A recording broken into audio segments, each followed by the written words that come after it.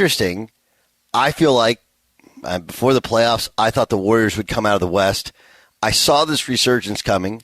It's only, 2 games in, and I know there's a bunch of other stuff going on, but I don't know, to me, are we missing the fact that the Warriors are back and they look, it's not just that they're back, they kind of look like the Warriors of old in that you got a bunch of guys out there flying around, Steph Curry coming off the bench and putting up crazy numbers, but that kind of fun freelancing basketball seems to have arrived back in San Francisco.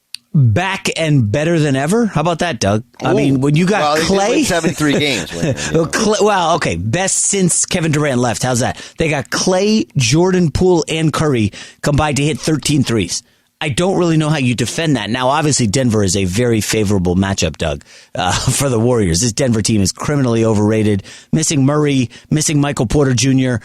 I'm not going to take a shot at the MVP Jokic in the first, 6 minutes of the show.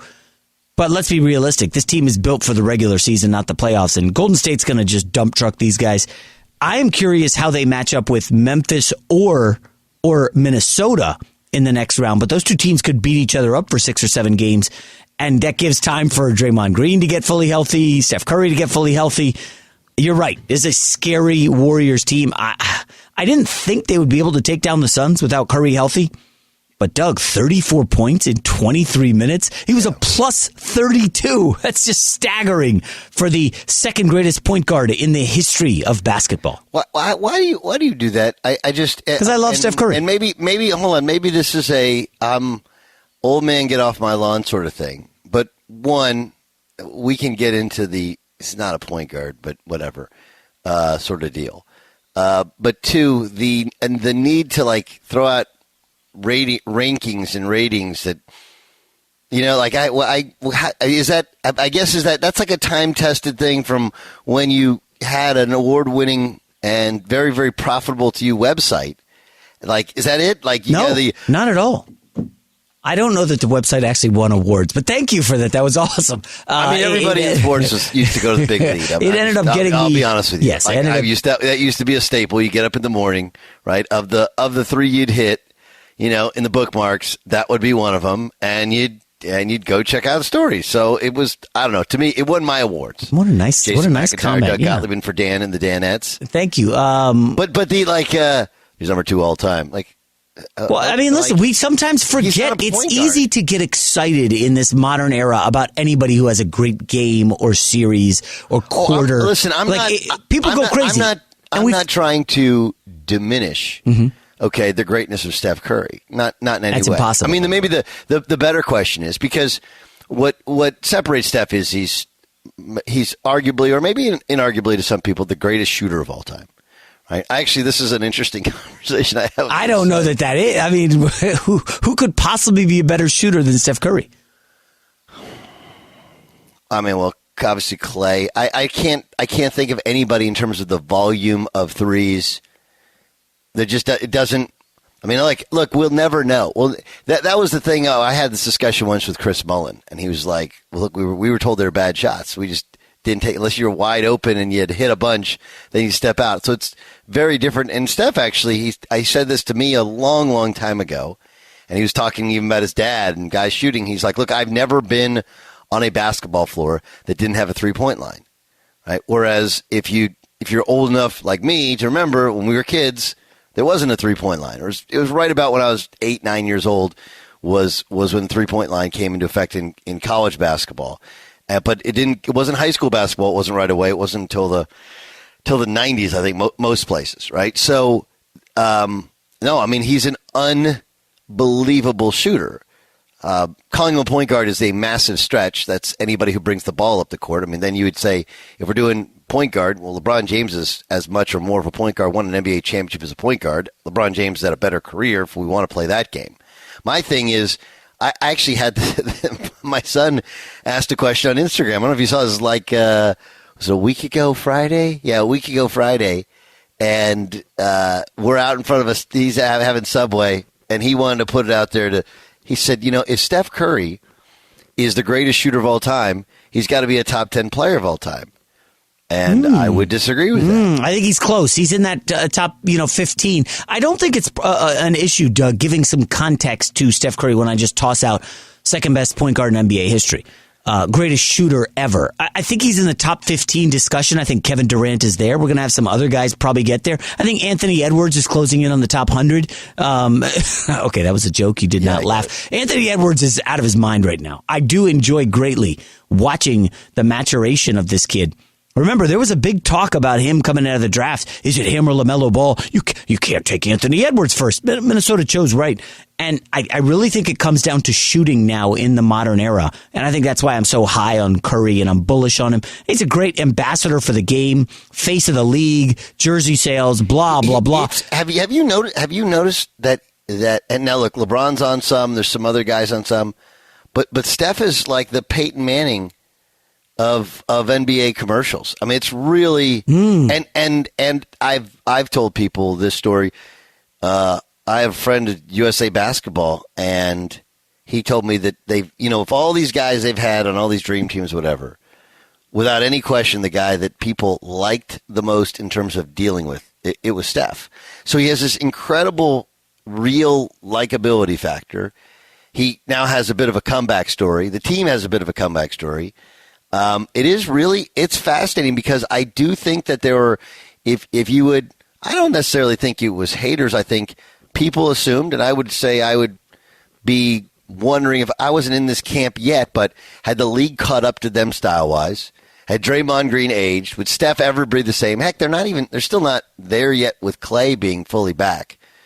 But they've made some smart picks, and then I think they greatly benefited in many ways in Steph missing some time and even Clay coming along slowly because it turbocharged the confidence of a Jordan Poole. Like Jordan Poole plays with the confidence, and then you have Andrew Wiggins, who, I mean, the truth is he shouldn't be an all-star, but he had all-star type numbers, but the reason he's able to put up those numbers is he's like the second or third or fourth option. Yeah. And he's a great second or third. When that's his role, third best player on the court, he's awesome. Yeah. Well, remember, Doug, they tried to reboot with D'Angelo Russell in that one trade, and that, kind of didn't go anywhere. I know there were the injuries, but it is impressive. You're right. They lose Kevin Durant at one of the mysterious moves that I can remember as an NBA fan. Kevin Durant leaving Steph Curry to play with that whack job Kyrie Irving, who is immensely talented, no doubt about that. He is also crazy. I think certifiably we can agree.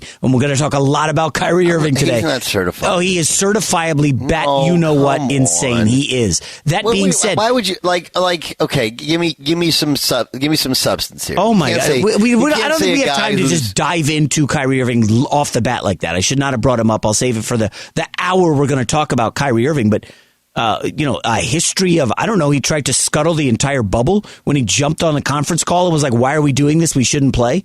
Kyrie Irving, I don't want to play with LeBron James. I don't want to be coached by Brad Stevens. I want to go to Brooklyn. Let's fire Kenny Atkinson. I want to bring in my guy DeAndre Ayton. Being openly, he's really kind of a snapshot of a generation of people. I'm going to tell you, a generation of people. Do you know a generation of NBA players who burn sage in the locker room? I mean, some of these stories I'm hearing about him in Brooklyn, I can't tell them all right now. I got to wait for a certain person to get fired when he does, and I'll unload. But there's a lot of stuff beneath the surface with Kyrie Irving, Doug. There's no question. He's not certifiably insane. What do you like?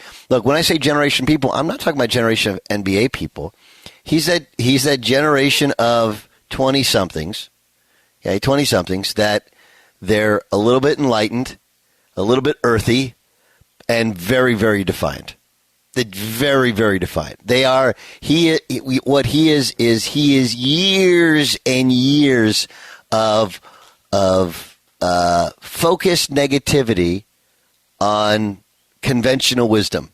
That's really. He's also. Really I would say this just hit me hearing you break down the great Kyrie Irving. He is a great basketball player. Talented. No, he's amazing. He's not. I don't know that he's necessarily a winning player. I don't know that he's a winning player, Doug, but he's a talented player, ridiculously talented. He almost, the way you just built him up, sounds like the antithesis of Steph Curry. He is the opposite of Steph Curry. Steph Curry is a family man. He's got his wife a cooking show. His kids are at the podium with him. Kyrie Irving is flicking off fans in Boston because it's all about Kyrie Irving all the time. It always is about Kyrie Irving. It wasn't enough to beat Boston in the series last year. He had to go stomp on that, Lucky is the name of it. He had to go stomp on it at midcourt. Like, that's just so childish. But also, Doug, it's all about Kyrie Irving. It always is all about Kyrie Irving. That's why he can go stomp and then say, oh, well, if the fans are going to MF me, I can do this to them. And just being so mouthy about everything. I love a little of the antics because he's embracing that villain role like we haven't seen before in sports in a while. Totally embracing it. And I think you and I might have done the show a couple months back where I said, Aaron Rodgers can really leave Green Bay. He's already embracing some of the villain role. But if he were to straight up leave them and say, you know what, I spent my time here, screw it, I'm out. I'm moving on. And everybody would hate Aaron Rodgers in Green Bay. The town loves him. He could have, but he didn't have it in him, Doug, to actually leave. Russell Wilson of the Seahawks. $50 million a year, Jason. It ain't always about the money. Sometimes it's really about the principle. It's always about the money. It's not always about the money. I think it was clearly about the money with Green Bay. He wasn't ready to be the villain. Some of these guys are built. I'll tell you right now, LeBron hosting a TV show that I'm taking my talents to South Beach, bring on the villain smoke. Kevin Durant. And Oklahoma City, he was willing to be the villain. Give me 1 second. Neither of them succeeded when they played the villain role. They did not like it. Right? Wait a minute. They didn't. Hold on. They didn't like it. What do you mean didn't succeed? LeBron won two titles in Miami. LeBron, you're forgetting now, or you're either forgetting, or you're misremembering, or you're just not being truthful. Well, he lost the first year. I think it's the first two. Hold on. The first year, it was not a great experience for LeBron. Of course he not. did not. Remember, he bumped shoulders with Spoelstra. Yes. There was the reports he went in and kind of challenged Spoelstra to Pat Riley. Yes. Then back down. They fell apart in the playoffs. The second, and then they mocked Dirk Nowitzki being sick after game one. Yes. And right. So he was embracing the villain role. Then the next year he did the heel turn and he went back to being kind of happy LeBron. And of course, it helped that they added Ray Allen, and then they win two back-to-back championships. So, and Kevin Durant, I would tell you that Kevin Durant playing the villain, he just wasn't he was like LeBron with the Lakers. He was on the Warriors, but he wasn't a warrior. He didn't embrace their culture. He didn't understand how they could move that ball and freelance as much as they did. He just, it worked because he was so immensely talented, and he did buy in defensively eventually, and he played great in the biggest of games, but it wasn't like a fun nightly experience like it is now or like it was before. And so I think, yes, Kyrie Irving, he's embraced this villain role for a while. It has yet to work for him. And I'm fascinated to see what exactly happens, right? Yeah, this is now part of it I do wonder, because Kevin Durant likes it when it's nasty. He likes it when people talk. And Kyrie, I think the same. So some guys are that way. And I love the energy in that series. I just do. It's fantastic. There's a ton there. But I don't know if anybody's really been successful ultimately in that ultimate villain role as he's taken. I would disagree. Kevin Durant was the villain, went toe-to-toe with LeBron in the finals in year one in Golden State, and just eviscerated LeBron in the fourth quarter of every game. Yes. Now he had the better team. LeBron did kind of melt in those finals. This was going to be his first championship. It was a tough one. But I don't think you could say I'm going to be the villain just because you lose and then the next year you're not the villain. I think the ultimate player in sports, now Tiger Woods was everybody's favorite athlete. He was a married man. He had kids. He had Tiger Woods was the consummate athlete on top of his golf. And then, of course, his life crumbles, the prostitutes, the Vegas, everything. Okay? He had a chance, Doug, to be the ultimate villain in sports. And you mentioned money earlier with Aaron Rodgers. I do think a certain swoosh combined with, hey, man, there's a lot of money on the table, Tiger, if you just clean it up and apologize and go to sex rehab and go to all, clean it up and we can repackage you as a second chance. Tiger could have embraced the villain and it would have been pretty awesome. I don't think we would have ever had a villain in sports of that level. I wish we had seen it from Tiger. He opted not to do that. That's fine. But I think we're getting from Kyrie now is awesome villain stuff. I just don't think it's going to result in a championship. As a matter of fact, it may result in a first-round ouster, Doug. I actually picked the Celtics to win this series. The Celtics are underdogs in Vegas right now. I'm sorry, the Nets are underdogs in Vegas. And if Kyrie is the villain and they lose in the first round, I don't know that he has any leverage at all in that locker room. And none. Like, he built this team. This was him putting it together.